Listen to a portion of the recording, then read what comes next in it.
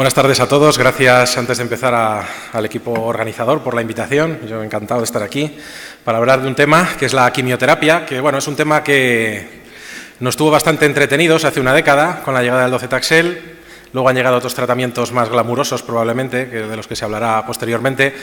Pero ahora, con los nuevos datos en tumores metastásicos hormonosensibles, pues ha vuelto a dar motivo para discusión, para estar también otra vez un poquito más entretenidos con la quimioterapia y sus posibles indicaciones. Yo, de forma muy breve, voy a separar la presentación en dos partes: datos en tumores resistentes a castración, que son más antiguos y que han estado más enfocados a secuenciación de tratamientos, y luego datos sobre tumores metastásicos hormonosensibles que han llegado pues en el último año y medio más o menos, ¿no? Simplemente para introducir, como decía, pues tenemos bastantes tratamientos que se han desarrollado en poco tiempo, tratamientos activos con un perfil de seguridad muy favorable comparado con la quimioterapia, que probablemente interfieran menos con las comorbilidades, que es algo importante en estos pacientes que suelen ser de edad avanzada y no solo tienen un cáncer de próstata, tienen más cosas, y que aparte pues suelen ser más cómodos, más convenientes, porque muchas de estas nuevas opciones pues son tratamientos orales, con lo que ello supone de comodidad para el paciente, con lo cual a la hora de hablar de quimioterapia realmente tendríamos que pensar ¿para qué quiero yo ahora mismo la quimioterapia en este escenario pues tan abarrotado de opciones de tratamiento, ¿no? Si nos vamos a los datos de quimioterapia en los tumores metastásicos resistentes a castración, simplemente recordar, este es el estudio clásico, el TAX 327, se publicó en el 2004 y fue el motivo de que docetaxel fuera el primer tratamiento que demostró un beneficio en supervivencia global en contexto de ensayo fase 3 en tumores metastásicos resistentes a castración. Se comparó frente a mitosantrona, que era lo que se usaba desde los finales de los años 90, pero recordar que mitosantrona en ningún momento demostró beneficio en supervivencia, demostró una mejoría discreta en control de dolor y por eso se estaba usando, pero realmente docetaxel fue el primero que demostró un beneficio en supervivencia global, 20 versus 17 meses, y aparte de mejoría en supervivencia, había mejoría en control de dolor, calidad de vida y respuesta tanto a nivel de PSA como a nivel de tamaño tumoral. Es quimioterapia, tiene toxicidad, no es una quimioterapia de las más tóxicas de las que podamos poner los oncólogos, pero tiene una toxicidad que hay que conocer. En el ensayo tenemos un 3% de neutropenia febril y un 32% de neutropenia grado 3-4, y como otras toxicidades características del docetaxel, pues lo que podéis ver ahí, astenia, náuseas que no suelen ser graves, grado 3-4, neuropatía, mucositis, pero la inmensa mayoría de estas toxicidades no hematológicas son leves o moderadas, grado 1 o 2. Entonces, como decía, la discusión hace una década, pues en un escenario desierto de alternativas que demostraran beneficio en supervivencia, pues fue básicamente ¿cuándo usamos esto? Antes, después, la defensa de un uso precoz de docetaxel es que los pacientes iban a estar mejor, que probablemente sería un tratamiento más activo si se daba de forma precoz en el curso de la enfermedad y que además, como esos pacientes están mejor, también tolerarían mejor la quimioterapia, que puede ser el principal inconveniente del tratamiento, ¿no? La toxicidad a la que exponemos a los pacientes. Por otro lado, de forma yo creo que igualmente válida, y todo es discutible, se podía defender que se usara más tarde, reservándola solo para los pacientes sintomáticos, porque así retrasamos la aparición de toxicidad, porque muchos pacientes nunca van a ser buenos candidatos para quimioterapia por su edad, por sus comorbilidades y porque es la única opción que tenemos. Entonces tampoco es cuestión de gastarla demasiado pronto en pacientes asintomáticos o que no van a tener un beneficio claro del tratamiento. Y ahí estábamos, ¿no? Ahí estuvimos pues de 2004, que se publicó el ensayo de Tannock, hasta 2010, que aparece otra quimioterapia, cabazitaxel. Cabazitaxel es un taxano de nueva generación, ¿no?, si lo queremos decir así, y en este estudio, fase 3, demostró beneficio en supervivencia global en pacientes que ya habían recibido docetaxel y habían progresado al tratamiento, de nuevo comparado con mitosantrona, un beneficio en supervivencia global de 15 versus 12,7 meses y que también había un beneficio en respuesta de PSA y a nivel de tamaño tumoral, con una toxicidad considerable, sobre todo a nivel hematológico. Hay que decir que en el ensayo, en los primeros pacientes, no se permitía el uso profiláctico de factor estimulante de colonias y en esta situación teníamos hasta un 82% de neutropenia grado 3-4 y un 8% de neutropenia febril. La toxicidad no hematológica realmente, la experiencia nos dice que suele ser incluso más leve que con docetaxel. La diarrea, las náuseas, la astenia suelen ser menos frecuentes y de menor intensidad con cabazitaxel que con docetaxel, pero hay que conocer esa toxicidad hematológica que además son pacientes que ya vienen de una quimioterapia previa, con lo que su reserva medular, pues bueno, pues no es excelente ni mucho menos, ¿no? El problema, entre comillas, es que docetaxel estaba solo, pero cabazitaxel no está solo. A la vez, en ese mismo año, el año siguiente, llegó abiraterona, llegó enzalutamida, un poquito después llega radio 223 y aparte tenemos un panorama plagado de ensayos clínicos en múltiples fases de la enfermedad, con lo cual la quimioterapia ya no es la única opción de nuestros pacientes, ¿no? Entonces la cosa es bastante más complicada que antes, que teníamos solo docetaxel y lo podíamos usar pues más precoz o más tardíamente. Se pueden proponer muchísimos nomogramas, se hablará luego de tratamientos hormonales, de secuenciación. Clásicamente la quimioterapia, como una primera opción de tratamiento en este escenario, se ha reservado para pacientes sintomáticos, sobre todo con afectación visceral, que es donde se ve que realmente, bueno, pues hay una necesidad relativamente urgente de un tratamiento de choque, ¿no? Igual que para los pacientes asintomáticos, como primera opción se suele optar por un tratamiento hormonal de nueva generación, abiraterona o enzalutamida, por su menor toxicidad, por su alta eficacia y porque en estos pacientes no parece imprescindible exponer al paciente a una toxicidad como la que tiene la quimioterapia, aunque bueno, esos criterios que pueden ver ahí en medio, que no son absolutos ni son la verdad absoluta, como digo, pero bueno, quiere decir más que nada que no son compartimentos estancos, que pacientes que estén asintomáticos pero con características pronósticas desfavorables, como metástasis viscerales, corta respuesta al tratamiento de deprivación androgénica, un Gleason muy alto, pues la quimioterapia puede ser una opción. Y también tener en cuenta que para pacientes sintomáticos solo con afectación ósea, radio 223 es otra opción de tratamiento, de la que luego se hablará igualmente, y bueno, que realmente es simplemente insistir que ya la quimio no está sola, que tiene que articularse en relación con otras opciones de tratamiento. ¿Qué podemos hacer para intentar mejorar no ya el resultado, sino la tolerancia de la quimioterapia? Este estudio se publicó hace casi 3 años, es un estudio que compara la dosis estándar de quimioterapia, 75 miligramos metro cuadrado, una dosis cada 3 semanas, frente a 50 miligramos metro cuadrado cada 2 semanas.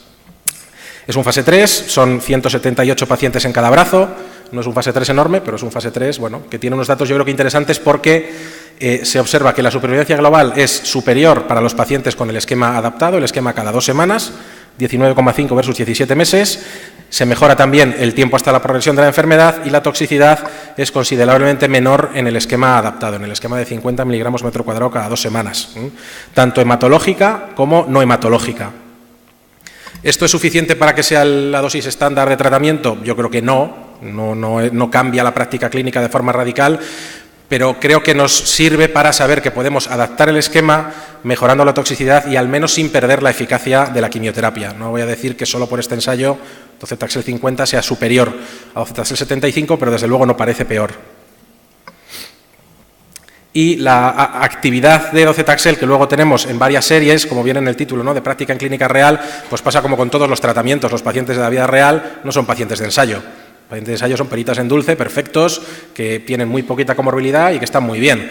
Cuando esto lo trasladamos a pacientes tratados fuera de ensayo, ya sea pacientes que ya han recibido abiraterona o que no la han recibido, pues el resultado en supervivencia global, que creo que es el endpoint más fácil de entender y menos subjetivo, cuando el paciente fallece, fallece, y eso es poco interpretable, pues pasamos de una supervivencia de 19, 17 meses en los ensayos pivotales con docetaxel a en torno a 12, 13 meses, con lo cual tenemos que saber que si tratamos con quimioterapia a un paciente que no es de ensayo, no podemos esperar obtener los resultados del ensayo, tampoco, hay que ser realista. Esta es la serie más grande, la que os comentaba, la de Templeton, que es del mismo centro que el doctor Tannock, y que bueno, se ve que los pacientes de ensayo, comparado con los pacientes no de ensayo, los pacientes fuera de ensayo reciben menos ciclos, tienen más toxicidad, sobre todo más neutropenia febril, entonces pues eso digo, que bueno, que tenemos que tener muy en cuenta que los pacientes que no cumplirían criterios para ensayo, pues no se van a comportar exactamente igual que esos pacientes más hiperseleccionados que podrían entrar en un ensayo clínico. Por lo tanto, para resumir un poco la parte de tumor resistente a castración, la quimioterapia es un tratamiento activo, una toxicidad manejable, ya digo que comparado con muchos otros tratamientos que se ponen en oncología médica no es ni mucho menos de los más tóxicos, y que tenemos la opción de adaptar el esquema de tratamiento para disminuir esa toxicidad sin perder eficacia. Creo que es un componente principal de la secuencia de tratamiento, pero desde luego no es la primera línea para todo el mundo, ni mucho menos. ¿Debe recibirse siempre quimioterapia durante esas opciones o esa secuencia? Mi opinión es que si el paciente está en condiciones, sí. Un paciente fit para quimioterapia, en algún momento de la evolución, debería recibir quimioterapia. Esto lo podemos discutir, evidentemente, después. Y los datos del último año, que han sido pues, muy interesantes y han dado lugar a mucho debate, que son los datos del cáncer de próstata metastásico hormonosensible, ¿no?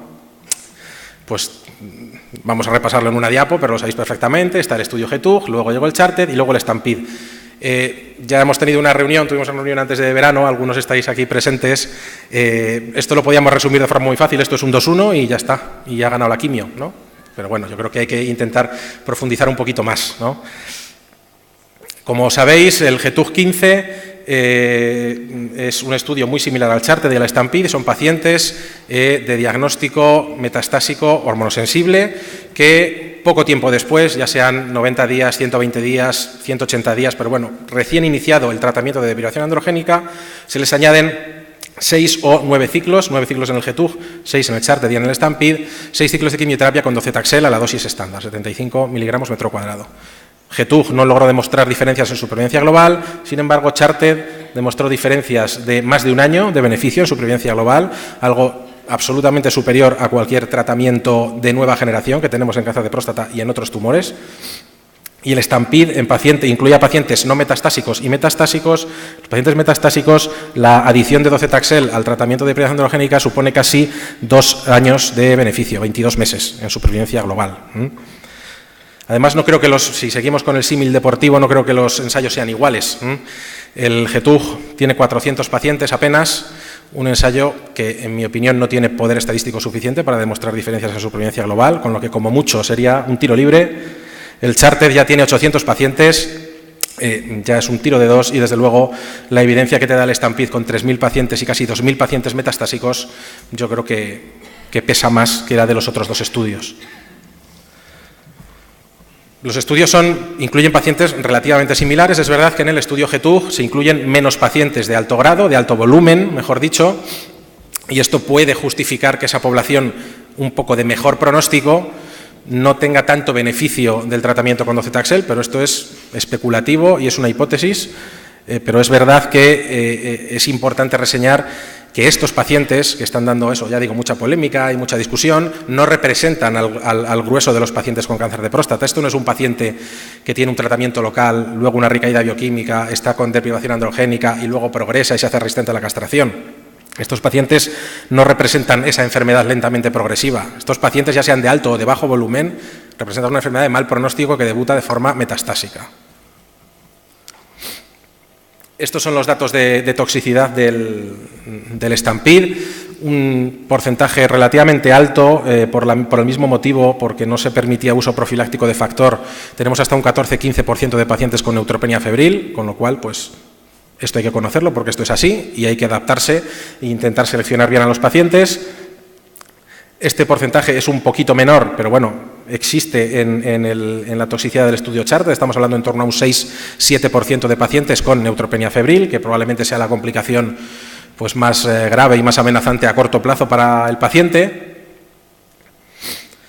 Pero esta toxicidad a corto plazo no debe hacer, bueno, pues perder de vista que los pacientes que dentro del estudio CHARTED, estos son datos que se publicaron en el último Congreso Americano de Oncología, ahora en junio de este año en Chicago, los pacientes del estudio CHARTED que reciben docetaxel no es que tengan peor calidad de vida, es que tienen mejor calidad de vida. Un descenso transitorio de la calidad de vida a los 3 meses con una mejor calidad de vida al año de haber empezado el tratamiento, con lo cual tenemos que ser conscientes de que esa toxicidad aguda de la quimioterapia no se traduce en una toxicidad a medio y largo plazo, sino todo lo contrario. Los pacientes que han recibido docetaxel al inicio, al año, están mejor en cuanto a la calidad de vida percibida por el propio paciente que los que solo han recibido deprivación androgénica. Y aparte de la supervivencia global, que es muy importante, yo creo que este objetivo, el tiempo hasta la progresión clínica, es decir, hasta que aparecen síntomas por el cáncer de próstata, también es muy importante y favorece claramente a la quimioterapia en el estudio CHARTED. Más de un año de retraso, 14 meses, hasta que el paciente tiene síntomas por cáncer de próstata, lo cual yo creo que al paciente le importa y bastante. La polémica de alto versus bajo volumen, pues bueno, esperemos que en breve podamos tener los datos del grupo de bajo volumen. Simplemente recalcar que en el grupo de bajo volumen simplemente no ha habido suficientes eventos para tener ninguna conclusión. El hazard ratio de los dos brazos es exactamente el mismo, 0,6, con lo cual es posible que los pacientes de bajo volumen no se beneficien, pero no lo sabemos. Lo que sí que parece claro es que desde luego los de alto volumen se benefician, y recordar que el Stampede no hacía diferencias por alto y bajo volumen y ahí se benefician todos. En cuanto al tratamiento que reciben los pacientes después de la progresión, también ha dado lugar, bueno, pues a bastante discusión. Esta es la tabla del Charted. Yo no veo diferencias significativas, lo podemos discutir, pero yo no veo diferencias significativas en lo que reciben los pacientes a la progresión al tratamiento del ensayo, ya sea análogo o análogo más docetaxel, y tampoco se ven en un ensayo de mucho mayor tamaño como es el Stampede. Los pacientes reciben de forma prácticamente igual tratamientos de nueva generación como abiraterona, enzalutamida, cabazitaxel y radio, y además, de forma general, menos de un 10% de los pacientes, con lo cual es poco probable que eso impacte en el resultado en supervivencia global de toda la serie de pacientes incluidos. Por último, hay un metaanálisis publicado también este año en Lancet Oncology que agrupa a todos los pacientes del Charted, del GETUG y los metastásicos del Stampede, que parece que existe un beneficio claro en supervivencia global a añadir docetaxel a los pacientes que reciben el tratamiento estándar, ¿no?, con deprivación androgénica. Al final podemos resumirlo en esto: ¿cuándo quieres usar docetaxel? ¿Cuando te da 2 meses o cuando te da 13, 16 meses? Yo creo que hay evidencia para usarlo en las dos situaciones y cada paciente luego es distinto y veremos cuándo es mejor usarlo, ¿no? Mi resumen sería de la quimioterapia en los tumores hormonosensibles, que desde luego en pacientes con alto volumen y en condiciones deberían recibirla. Los de alto volumen el tiempo nos lo dirá, pero por ahora la diferencia en cuanto a hazard ratio es la misma que los de alto volumen. Pacientes de alto volumen que ya son un poco más frágiles o con comorbilidades, habrá que ver si esas comorbilidades son controlables antes de empezar la quimioterapia o no. Si se usa, hay que usarlo con cuidado. Desde luego, los pacientes con bajo volumen y con comorbilidades o más frágiles, yo creo que a día de hoy no procede usar quimioterapia en estos pacientes. Una pequeña nota propagandística: en el Congreso Nacional de Oncología, que es el mes que viene, el Grupo Centro, que es un grupo de oncólogos de Madrid y alrededores que nos dedicamos a la urooncología, pues presentaremos los primeros datos de un registro prospectivo que estamos haciendo de pacientes tratados con este esquema, con el esquema Charted. Será una sesión oral y bueno, yo creo que es importante tener, como dice el título, datos de práctica real de cómo se tolera este tratamiento y qué eficacia nos da en pacientes menos seleccionados, ¿no? Por lo tanto, para concluir la parte de hormonosensible y para concluir prácticamente la presentación, tenemos datos que nos dicen que los pacientes viven más, que los pacientes viven mejor porque tienen mejor calidad de vida y se retrasa la progresión clínica, pero ¿esto debería usarse para todo paciente con tumor metastásico hormonosensible? Mi opinión es que no, que hay que tener una selección cuidadosa de los pacientes por la toxicidad del tratamiento y por las comorbilidades que pueden tener. Yo creo que al final esto se resume en la famosa palabra, ¿no?, de la multidisciplinariedad, pero yo creo que es imprescindible.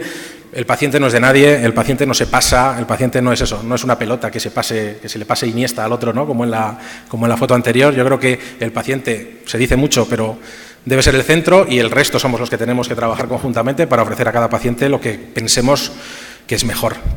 Y nada más. Muchas gracias.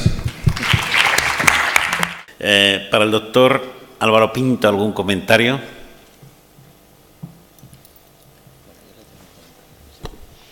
Yo te quería preguntar, Álvaro, un poco que es filosóficamente, ¿no? O sea, hemos manejado el escenario prequimioterapia, o sea, un poco poniéndonos en antes de la aparición del GETUC y del Stampede y del Charted, ¿no? Hemos manejado, pues tanto con el 301 como con los estudios de enzalutamida, este escenario un poco, un poco teórico, ¿no?, del escenario prequimioterapia o postquimioterapia.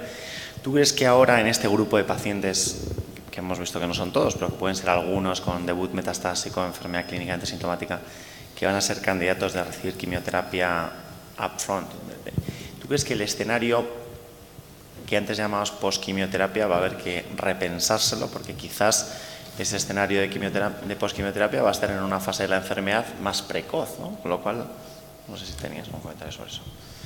Sí, la verdad es que, igual que ha comentado el doctor Gilbazo, el desarrollo de los fármacos de una manera artificial se dividió entre prequimio y posquimio. Yo creo que a día de hoy como en cualquier otro tumor, primera línea, segunda línea, tercera línea, y la secuencia en cada paciente es la que habrá que definir. ¿Cómo puede influir la eficacia de esos nuevos fármacos en pacientes expuestos tan precozmente a docetaxel? Pues yo creo que por eso tiene interés el recoger datos de la práctica clínica real, porque eso de los ensayos vamos a tener datos, pero bueno, los que nos quieran contar, y en pacientes muy seleccionados. Yo creo que no tiene por qué cambiar gran cosa, pero precisamente porque vamos a seguir con la incertidumbre de si progresa después de docetaxel al año, le trato con quimio, le trato con hormona, o a los 9 meses, o al año y medio. Yo creo que no hay una respuesta para eso. Estamos empezando a aprender en quién aplicar ese tratamiento de quimioterapia de primera línea en el hormonosensible, y el tiempo nos irá diciendo qué es mejor hacer después. ¿Tendrá algún papel el retratamiento? Pues probablemente no, pero yo creo que lo importante es que a través de los datos de la práctica clínica podamos tener alguna idea mejor de cuál puede ser la mejor secuencia, porque a día de hoy no lo sabemos, pero ni en el contexto hormonosensible ni en el resistente a la castración tampoco. O sea que... Puedo todavía una. Bueno, ahora yo un mínimo comentario. Estamos aproximándonos a un cierto esquema mental de que el paciente hormonosensible puede estar en una fase para iniciar con él quimioterapia. Bueno, estoy contigo que ahí habría que definir en función, evidentemente, quizás en la enfermedad metastásica, la masa que tenga, el estado general. Bueno, pues son variables hasta la edad, que es muy discutible y podemos tomar distintas posiciones. Pero ahora te pediría una especulación.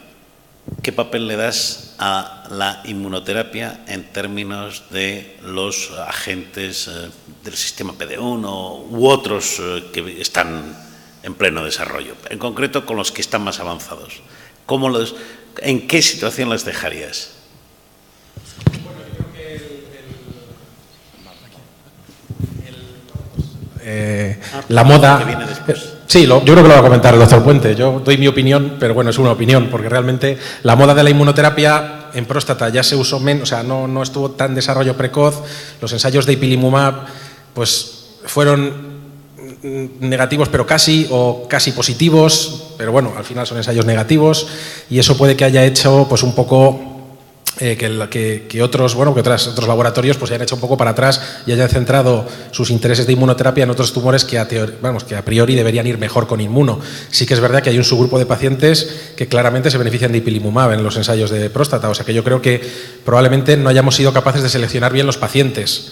La gráfica esta clásica de la carga mutacional, ¿no? Y la relación con la respuesta a inmunoterapia, que la próstata queda muy abajo, pero esos estudios están hechos en próstata localizada. Pero si tú coges la próstata metastásica, esa carga mutacional es equiparable a la de un tumor renal, en la que sabemos que la inmuno funciona y está aprobada, con lo cual yo creo que puede ser más un problema de selección de pacientes que no un problema de decir la inmuno en próstata no vale para nada. Yo creo que hay pacientes que se van a beneficiar de inmunoterapia, pero que a día de hoy no veo mucho interés en la industria involucrada en ello a desarrollar de verdad los tratamientos en próstata.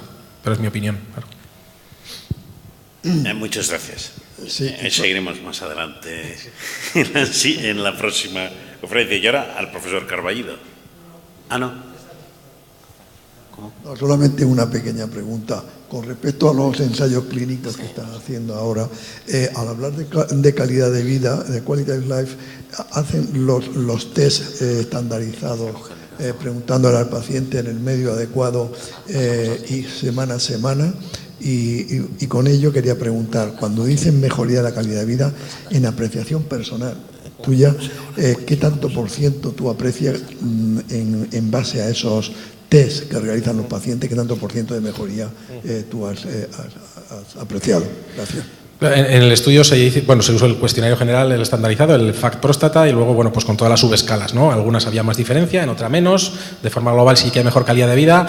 También sabemos todos que los cuestionarios de calidad de vida pues tienen sus limitaciones, y yo creo que todos los que hemos hecho ensayos clínicos sabemos que a veces los rellena el hijo, los rellena 2 minutos antes de entrar, pero bueno, es una medida no perfecta, pero yo creo que probablemente la mejor que tenemos para evaluar esa calidad de vida. Yo creo que probablemente la calidad de vida se vea mejor a medio o largo plazo, porque sí, lo que comentaba es indudable que la quimioterapia tiene una toxicidad y a corto plazo la van a notar. Pero si conseguimos retrasar esa aparición de síntomas en los pacientes tratados con quimioterapia, que si tienen dolor óseo lo tengan más tarde. Eso se va a ver a medio y largo plazo. No es una cosa fácil de decir, pongo el primer ciclo y el señor está perfecto. Pues probablemente no vaya a pasar eso. Probablemente no vaya a pasar eso. Yo desde luego eso no lo he visto. Muchas gracias.